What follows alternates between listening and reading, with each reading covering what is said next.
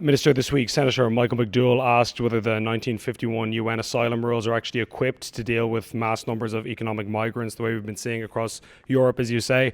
And he described the Geneva Convention's refugee policy as, quote, outdated and unsustainable. So I'm just wondering, since the government often refers to Ireland having its hands tied by so-called international obligations, would you agree with McDowell that it might be worth considering whether some of those obligations, like the 1951 rules, might not be fit for purpose anymore in a modern context when geopolitics is so different to when it was first drafted?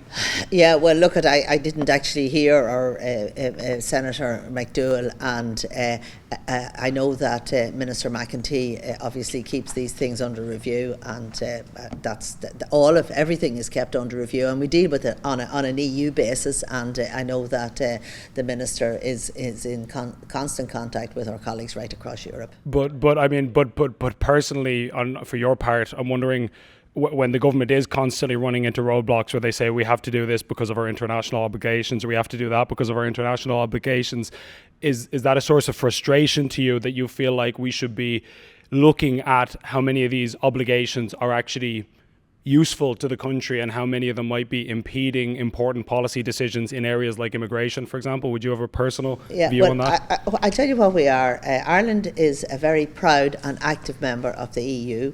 We make decisions collectively, and as I said, we engage with our counterparts right across the European Union in terms of looking at the rules-based system that we currently have. And I think it's important that we do that as a collective.